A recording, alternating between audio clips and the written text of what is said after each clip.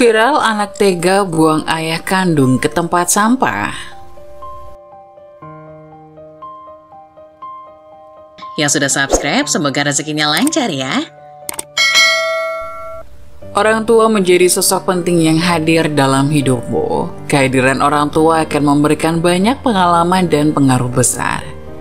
Ayah dan ibu akan menjadi guru pertama yang mengenalkanmu pada banyak hal. Mulai dari mengenal nama, berbagai benda dan warna, sampai pelajaran hidup yang berharga. Tidak hanya pengalaman yang manis saja, namun juga lika-liku dalam menjalani kehidupan. Cinta itu sederhana, seperti ayah rela tidak membeli sesuatu yang baru untuknya hanya demi memenuhi kebutuhan anaknya. Di sebuah desa kecil yang damai, hidup seorang ayah yang penuh kasih sayang bernama Pak Budi. Pak Budi adalah seorang laki-laki yang baik hati dan selalu tersenyum, meskipun hidupnya tak selalu mudah. Ia memiliki dua anak yang sangat dicintai. Satu adalah anak kandungnya yang bernama Dika dan yang lain adalah seorang anak angkat yang bernama Maya. Dika adalah seorang anak yang memiliki semangat petualangan yang tinggi. Dia seringkali melakukan hal-hal yang nakal dan kadang-kadang menyusahkan ayahnya. Dika sering terlambat pulang sekolah, membuat coretan-coretan di dinding dan kadang-kadang tidak bisa mengikuti perintah Pak Budi. Meskipun begitu, Pak Budi tetap mencintai Dika dengan sepenuh hatinya dan berusaha keras untuk mendidiknya dengan baik. Maya di sisi lain adalah seorang anak yang patuh dan rajin, selalu membantu Pak Budi dengan pekerjaan rumah dan selalu mentaati peraturan. Maya sangat mencintai Pak Budi dan berusaha untuk menjadi anak yang baik agar tidak membuatnya khawatir. Suatu hari Dika melakukan kesalahan besar. Dia bermain petasan di dalam rumah tanpa izin dan menyebabkan kebakaran kecil. Api berhasil dipadamkan, tetapi beberapa barang berharga dalam rumah terbakar habis. Pak Budi sangat marah pada Dika dan merasa sangat kecewa. Dika, ayah sangat marah padamu karena tindakanmu. Tapi kamu adalah anak ayah dan tidak ada yang akan menggantikan tempatmu di hati ayah. Kami akan belajar dari kesalahan ini bersama-sama dan kamu akan bertanggung jawab atas perbuatanmu. Pak Budi selalu mencintai baik Dika maupun Maya dengan tulus, meskipun Dika seringkali melakukan kesalahan. Suatu hari setelah peristiwa kebakaran yang membuat Dika merasa menyesal atas perbuatannya, ada kejadian lain yang membuat Pak Budi terkejut dan sedih. Dika yang masih belum sepenuhnya belajar dari kesalahannya memutuskan untuk kebut-kebutan dengan sepeda motor terbangnya tanpa izin. Dalam kecepatan tinggi, Dika kehilangan kendali dan menabrak seorang pejalan kaki yang tengah menyeberang jalan. Kecelakaan itu membuat orang yang ditabrak terluka cukup serius dan ia harus segera dilarikan ke rumah sakit. Pak Budi segera datang ke lokasi kejadian dan melihat keadaan yang sangat buruk. Dia merasa sangat sedih dan khawatir tentang kesehatan pejalan kaki yang ditabrak oleh Dika. Pak Budi tahu bahwa dia harus bertanggung jawab atas tindakan anaknya. Meskipun ini adalah hal yang sangat sulit baginya, dia segera menghubungi keluarga pejalan kaki yang terluka dan menyampaikan permintaan maaf serta kesiapannya untuk mengganti rugi semua biaya pengobatan dan kerugian lainnya. Pak Budi dan keluarga pejalan kaki yang ditabrak bertemu untuk membahas masalah ini dengan bijak. Mereka akhirnya sepakat bahwa Pak Budi akan menanggung semua biaya pengobatan dan kompensasi atas kerugian yang dialami oleh keluarga tersebut. Meskipun ini adalah beban besar bagi Pak Budi, dia tahu bahwa ini adalah cara yang benar dan adil untuk menangani masalah tersebut. Selama proses pemulihan pejalan kaki yang terluka, Dika merasa sangat menyesal atas tindakannya. Pak Budi dan Maya terus memberikan dukungan moral kepada Dika dan mereka semua belajar dari kesalahan ini bersama-sama. Dika mulai menyadari bahwa tindakan tidak bertanggung jawab dapat berdampak buruk pada orang lain dan keluarga yang dicintainya. Meskipun Dika adalah anak yang seringkali nakal dan menimbulkan kesulitan bagi Pak Budi, Maya sangat patuh dan berprestasi di sekolah. Pak Budi tetap mencintai kedua anaknya dengan penuh kasih sayang. Ia sangat bangga dengan prestasi Maya yang selalu meraih juara di sekolah. Maya adalah anak yang rajin belajar dan selalu mendapatkan nilai tertinggi dalam ujian.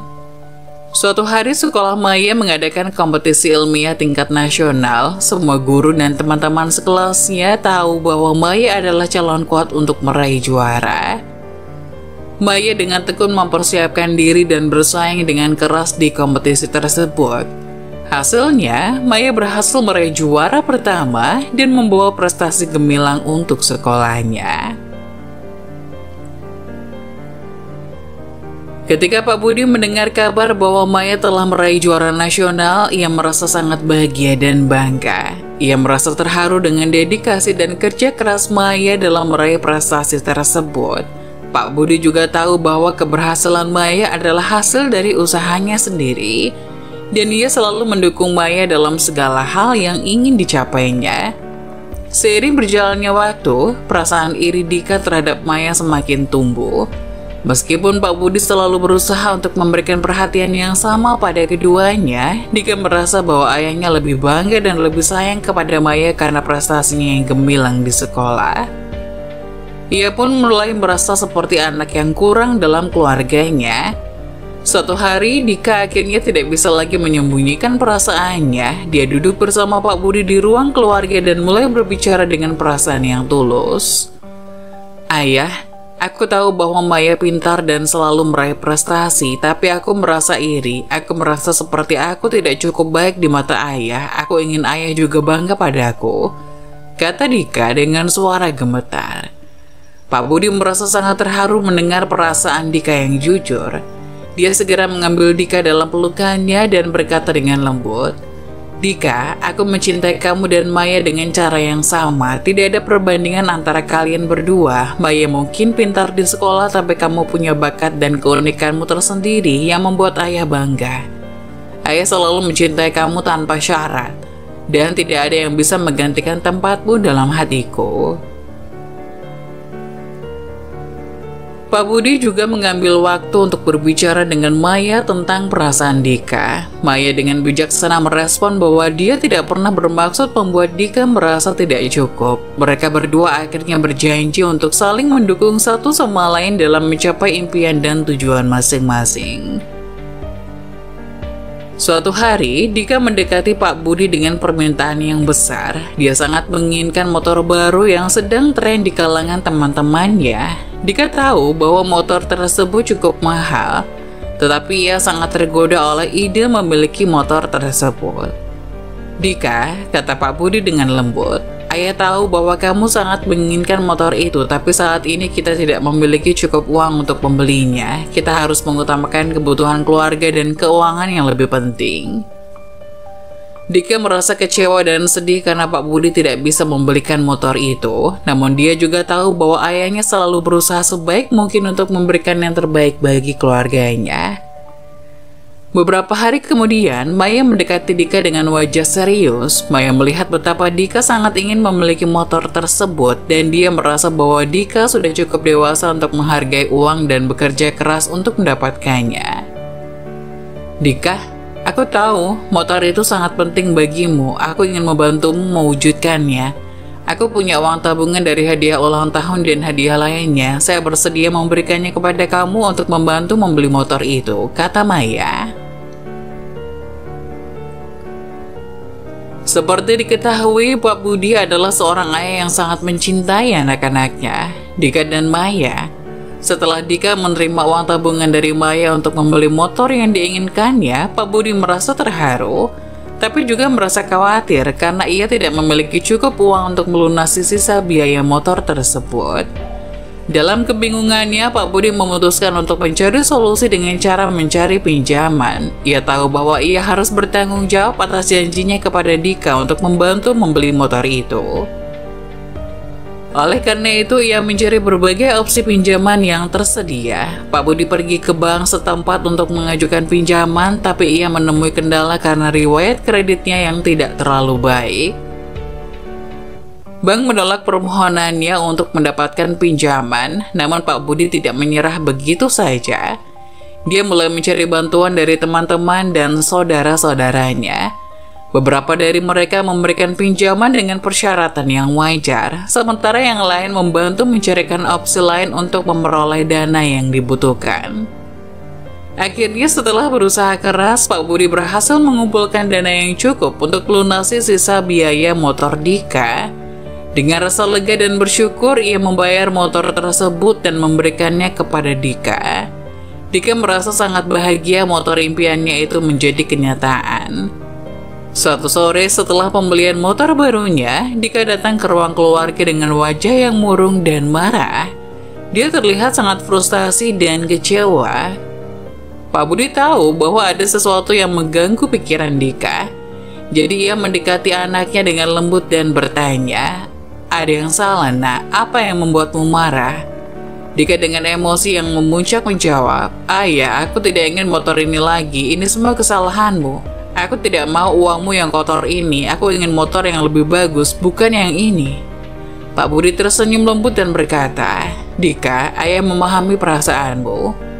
Aku tahu motor ini mungkin tidak sesuai dengan apa yang kamu bayangkan, tapi ingatlah, dalam hidup ini kita tidak selalu memiliki semua yang kita inginkan.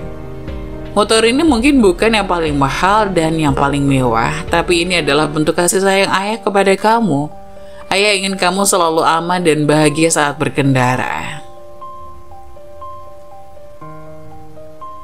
Suatu hari setelah lulus SMA, Maya dan Dika merasa bahwa saatnya untuk mengambil langkah baru dalam hidup mereka. Mereka merasa ingin merantau dan mengejar impian dan tujuan yang lebih besar di luar desa kecil mereka. Mereka datang kepada Pak Budi dan Ibu Lastri untuk bicara tentang keputusan mereka. Maya dan Dika duduk bersama-sama dengan ayah dan ibunya di ruang keluarga. Mereka mulai berbicara dengan penuh rasa hormat dan kekhawatiran atas reaksi orang tua kita. "Dika, Maya, kami tahu bahwa saatnya kalian berdua menjalani petualangan baru dalam hidup. Kami selalu mendukung kebahagiaan kalian. Bagaimana kami bisa membantu?" kata Pak Budi dengan suara lembut.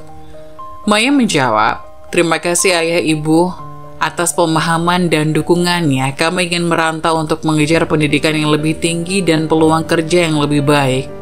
Kami berjanji akan tetap menjaga nilai-nilai dan pelajaran yang kalian ajarkan kepada kami." Dika menambahkan, "Kami juga akan berhemat uang dan kami berusaha untuk menjadi anak yang baik bagi kalian. Ini adalah kesempatan untuk kami bertumbuh dan berkembang. Tetapi kami selalu akan memiliki keluarga kami di hati kami."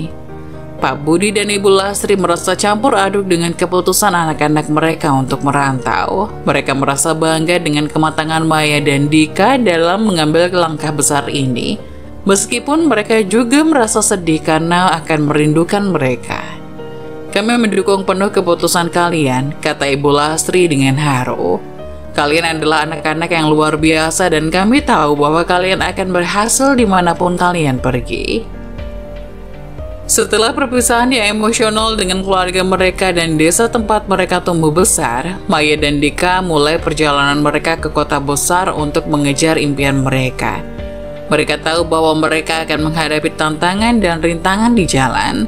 Tetapi dengan dukungan dan nilai-nilai yang telah mereka pelajari dari keluarga mereka, mereka siap untuk menghadapinya. Setelah merantau dan meraih pendidikan yang lebih tinggi, Maya memutuskan untuk bekerja sebagai tenaga kerja wanita di Hong Kong. Keputusan ini tidaklah mudah, tapi Maya ingin membantu memberikan uang kepada keluarganya di desa dan juga mengumpulkan pengalaman hidup yang berharga di luar negeri. Di sisi lain, Dika memilih untuk bekerja di Jakarta, ibu kota Indonesia. Dia mengejar karir di bidang teknologi informasi dan mendapatkan pekerjaan yang menantang di salah satu perusahaan teknologi ternama di sana. Dia memiliki hasrat untuk berkembang di bidangnya dan membangun masa depan yang cerah. Meskipun mereka berdua berada di lokasi yang berbeda, Maya dan Dika tetap berkomunikasi secara rutin. Mereka saling mendukung dan berbicara tentang pengalaman hidup mereka masing-masing. Dalam komunikasi mereka selalu merindukan keluarga mereka di desa dan berbicara tentang rencana mereka untuk masa depan. Maya yang bekerja sebagai TKW di Hong Kong mengirimkan sebagian uangnya kepada keluarganya di desa. Suatu hari Dika menghadapi kenyataan yang pahit ketika ia dipecat dari tempat kerjanya. Alasannya adalah ketahuan mencuri dan sering bolos kerja. Ini adalah momen yang sangat sulit dalam hidupnya dan Dika merasa sangat malu dan menyesal atas perbuatannya. Setelah menerima berita pemecatannya, Dika pulang ke rumah dengan perasaan hancur. Ia tahu bahwa ia harus berbicara dengan Pak Budi dan Bu Lasri tentang kejadian tersebut. Dika merasa sangat takut dan khawatir tentang bagaimana orang tua mereka akan merespon.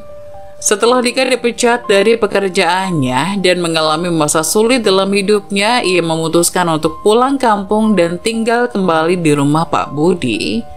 Ia merasa malu dan menyesal atas perbuatannya yang salah, dan ia ingin mendekatkan diri dengan keluarganya serta memulai kembali hidupnya dari awal. Ketika Dika kembali ke rumah Pak Budi, ia merasa cemas tentang bagaimana keluarga akan merespon kehadirannya, namun Pak Budi dan Bu Lasri menyambutnya dengan tangan terbuka. "Dika, apa yang terjadi?" tanya orang tuanya. Dika dengan penuh penyesalan menjawab, "Ayah, ibu, aku harus mengaku, aku dipecat dari pekerjaanku karena aku terlibat dalam tindakan yang salah. Aku mencuri dan sering bolos kerja. Aku sangat menyesal atas perbuatanku." Pak Budi dan Ibu Lasri merasa terkejut dan kecewa. Tapi mereka juga merasa bangga bahwa Dika berani mengakui kesalahannya. Mereka tahu bahwa langkah pertama menuju pemulihan adalah mengakui kesalahan. Pak Budi berkata dengan lembut, "Dika, apa yang kamu lakukan adalah salah dan kami sangat kecewa. Tapi yang penting sekarang adalah bagaimana kita bisa belajar dari kesalahan ini dan mencoba untuk memperbaiki diri. Kami akan selalu mendukungmu dalam proses pemulihan ini." Ibu Lasri menambahkan, "Kamu harus mengambil tanggung jawab atas perbuatanmu, Dika, dan mencoba untuk memperbaiki diri. Kami ingin kamu belajar dari kesalahan ini dan menjadi pribadi yang lebih baik." Dika berjanji bahwa ia akan mengambil tanggung jawab atas perbuatannya dan akan berusaha keras untuk memperbaiki dirinya. Ini adalah momen yang sulit tetapi juga berpeluang untuk Dika tumbuh dan belajar dari kesalahannya. Di kampung halaman, kehidupan terus berjalan dan suatu hari Pak Budi tiba-tiba jatuh sakit. Penyakit yang sangat serius dan keluarga sangat khawatir atas kesehatannya. Pak Budi adalah tulang punggung keluarga dan kondisi yang memburuk memberikan tekanan emosional dan finansial yang besar bagi mereka. Maya yang bekerja sebagai TKW di Hong Kong merasa sangat prihatin dengan kondisi ayahnya yang sakit. Meskipun ia berada di luar negeri, ia merasa sangat jauh dan tidak bisa langsung memberikan dukungan fisik kepada keluarganya. Namun ia merasa bahwa ia memiliki tanggung jawab untuk membantu keluarganya dalam situasi sulit ini. Maya mulai mengirimkan sebagian besar penghasilannya kepada keluarga. Ia ingin memastikan bahwa Pak Budi mendapatkan perawatan medis yang baik dan biaya pengobatannya terpenuhi. Maya juga berbicara dengan dokter dan ahli kesehatan untuk mendapatkan saran tentang pengobatan yang diperlukan bagi ayahnya. Selama waktu yang sulit ini, Maya terus berkomunikasi dengan keluarganya melalui panggilan telepon dan pesan teks. Ia memberikan dukungan moral kepada ibu dan anak-anaknya dan memastikan bahwa mereka merasa tidak sendirian dalam menghadapi krisis kesehatan ayah mereka.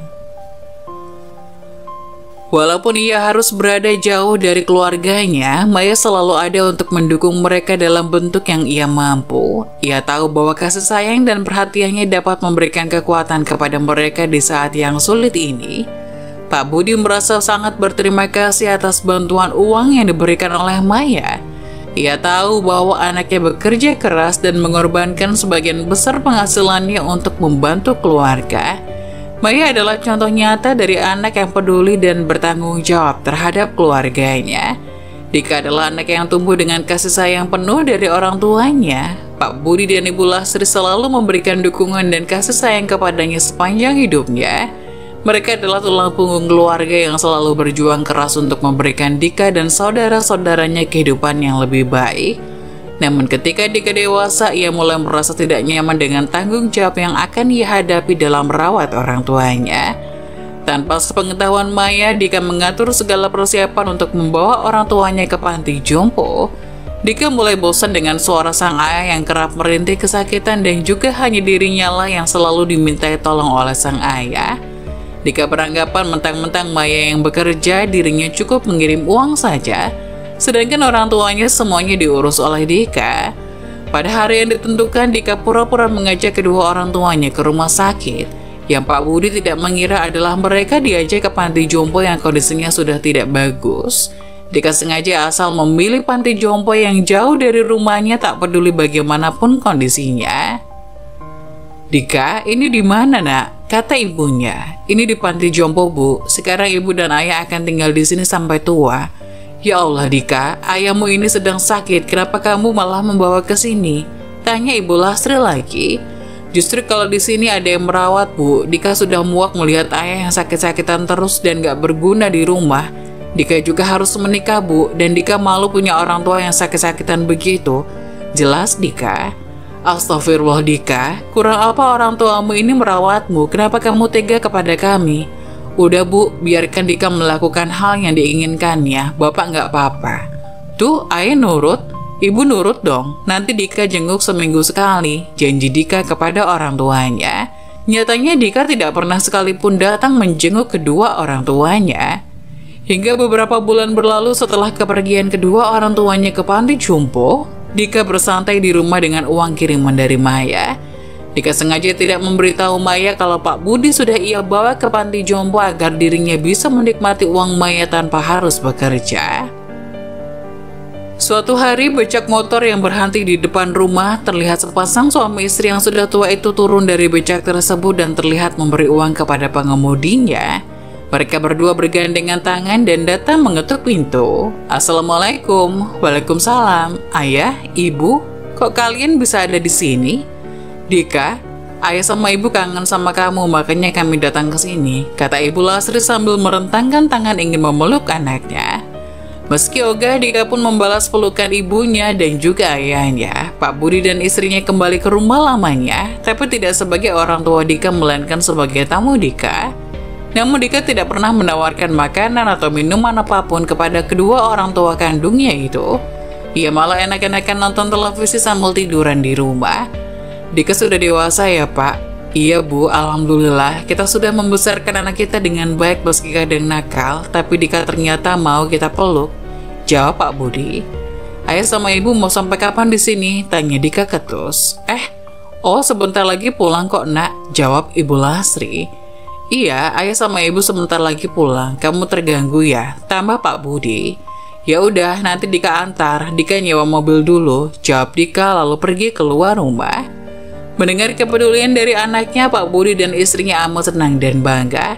Ia mengira Dika sudah berubah menjadi lebih baik, hingga tak lama kemudian sebuah mobil terparkir di depan rumah Dika dan muncul Dika di balik pintu kemudi. Tanpa bebibo, Lastri langsung membawa barang bawaan kedua orang tuanya ke dalam mobil seakan mengusir halus keduanya. Tapi keduanya tidak mempedulikan itu. Bagi mereka, Dika yang sudah berubah saja sudah cukup. Hingga Dika pun mengajak kedua orang tuanya masuk ke dalam mobil. Mobil pun jalan meninggalkan rumah Dika. Mobil itu terus melaju dengan kecepatan sedang, tidak ada percakapan apapun di dalam rumah, hanya kesunyian yang didapatkan. Hingga akhirnya Dika pun menghentikan mobilnya, tapi bukan di panti jompo tempat mereka tinggal, melainkan di tempat pembuangan akhir.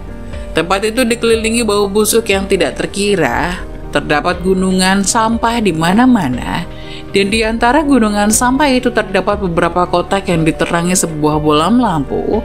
Rupanya kotak kardus itu adalah tempat tinggal para pemulung di sana. Orang tua Dika melihat sekeliling. Keduanya kebingungan kenapa Dika menghentikan mobilnya di sini. "Kenapa kita berhenti di sini, Nak?" kata Pak Budi. "Mobilnya mau kehabisan bensin ya," jawab Dika. "Lalu bagaimana, Nak?" tanya Bu Lastri. "Ayah sama ibu turun dulu di sini, Dika mau nyari pom bensin dulu. Kalau mogok di jalan kan gak enak sama temen Dika yang minjemin mobil ini," kata Dika. Pak Budi dan istrinya pun menurut saja. Keduanya turun dari mobil sambil membawa barang bawaan mereka. Dika juga memberikan uang kepada keduanya 200.000, barangkali mau jajan di sekitaran sini. Keduanya pun menerima dengan senang hati pemberian anak kesayangannya itu. 1 jam, 2 jam, Dika tidak pernah datang. Hingga hari berganti pun, Dika tidak pernah kembali menjemput Pak Budi dan istrinya dari tempat pembuangan akhir tersebut. Para penduduk sekitaran TPA pun merasa kasihan kepada keduanya. Mereka tahu bahwa sepasang orang tua itu sedang dibuang oleh anaknya, tapi mereka tak tega memberitahu kenyataan pahit itu. Hingga akhirnya salah satu pemulung itu meminta seorang mahasiswa yang lewat di sana dan menceritakan kejadian yang menimpa Pak Budi dan istrinya. Mahasiswa itu pun merasa tersentuh dengan cerita si pemulung. Hingga akhirnya ia berinisiatif untuk memfoto kedua orang tua itu dan menguploadnya di media sosial. Benar saja, berkat kebaikan mahasiswa itu, foto tersebut menjadi viral dan menjadi berita hangat di televisi dan media sosial bahwa ada seorang anak yang tega membuang kedua orang tua kandungnya. Netizen yang mengetahui hal itu langsung mengutuk si anak dan melaporkannya ke polisi.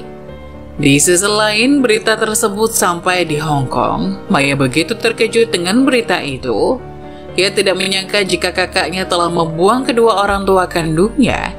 Ia tak peduli jika uang yang selama ini ia kirim ternyata ada di Dika. Ia malah menangis meratapi nasib sial yang dialami kedua orang tuanya. Hingga pada akhirnya Maya memutuskan untuk pulang ke Indonesia. Maya yang saat itu masih bekerja di Hong Kong mulai merenungkan langkah-langkah yang harus diambil. Dia merasa bahwa dia harus kembali ke Indonesia untuk mendukung orang tua dan berbicara dengan Dika dengan situasi ini. Kesejahteraan dan kebahagiaan orang tuanya adalah prioritas utama baginya. Setelah beberapa waktu merenungkan keputusannya, Maya akhirnya memutuskan untuk pulang ke Indonesia. Tapi sebelum itu, Maya telah menghubungi temannya di Indonesia untuk membantunya memiliki tempat tinggal baru di kota. Maya berniat membeli rumah untuk ditinggalinya dan kedua orang tua angkatnya itu. Hingga ketika semuanya siap, Maya segera memesan tiket pulang ke Indonesia dan terbang ke Jakarta. Dari Jakarta, Maya langsung menuju tempat pembuangan akhir yang viral di mana kedua orang tua angkatnya itu dibuang oleh Dika. Beberapa jam perjalanan ditempuh Maya dengan butiran air mata yang terus-menerus turun membasahi pipinya. Ia tidak menyangka jika Dika akan berbuat kejam dengan membuang orang tua kandungnya. Padahal Maya tahu bahwa orang tua angkatnya itu Pak Budi dan istrinya sangat menyayangi Dika. Hingga mobil yang ditumpangi Maya pun berhenti. Maya segera turun dan mencari keberadaan orang tuanya. Setelah bertanya-tanya ke sana kemari, akhirnya Maya diantar oleh salah satu pemulung menuju rumah gubuk yang sengaja dibuatkan untuk kedua orang tua itu tinggal. Melihat hal itu, Maya langsung berlari dan membuka pintu yang terbuat dari kayu geribik. "Ayah, ibu," teriak Maya. "Masya Allah Maya, Maya anakku," teriak sang ibu. Keduanya bertemu sambil menangis sesenggukan. Maya sangat prihatin melihat kondisi kedua orang tuanya, terutama Pak Budi yang sedang sakit. Hingga akhirnya Maya pun segera mengemasi barang-barang kedua orang tuanya dan mengajak mereka pergi dari tempat itu.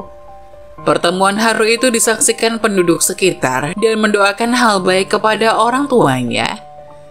Kedatangan Maya adalah kejutan besar bagi orang tuanya dan mereka merasa sangat bahagia dan terharu melihat rumah baru mereka. Maya dengan penuh kasih sayang membimbing orang tuanya masuk ke dalam rumah yang telah dia persiapkan dengan cinta dan perhatian. Mereka sangat merasa bersyukur dan terharu atas usaha besar yang telah Maya lakukan untuk memberikan mereka tempat tinggal yang nyaman dan aman. Rumah baru ini bukan hanya tempat tinggal yang nyaman, tetapi juga merupakan simbol dari kasih sayang dan pengorbanan Maya kepada keluarganya. Ini adalah hadiah yang sangat berharga dan Maya merasa sangat senang bisa membuat impian orang tuanya menjadi kenyataan. Di sisi lain, polisi langsung menggeledah rumah Dika. Dika yang kala itu sedang menonton TV sambil tidur langsung disergap dan dibawa ke kantor untuk didakwa. Kabar penangkapan Dika pun langsung tersebar di media sosial hingga lebih banyak lagi netizen yang mengutuk dan menyumpahi dirinya. Kini Dika mendekam di penjara karena perbuatannya. Dirinya menangis dan terus-menerus meminta maaf kepada kedua orang tuanya. Namun sakit hati Maya tidak mengizinkan kedua orang tua itu bertemu Dika secara rutin. Maya hanya mengizinkan Pak Budi bertemu Dika setahun sekali.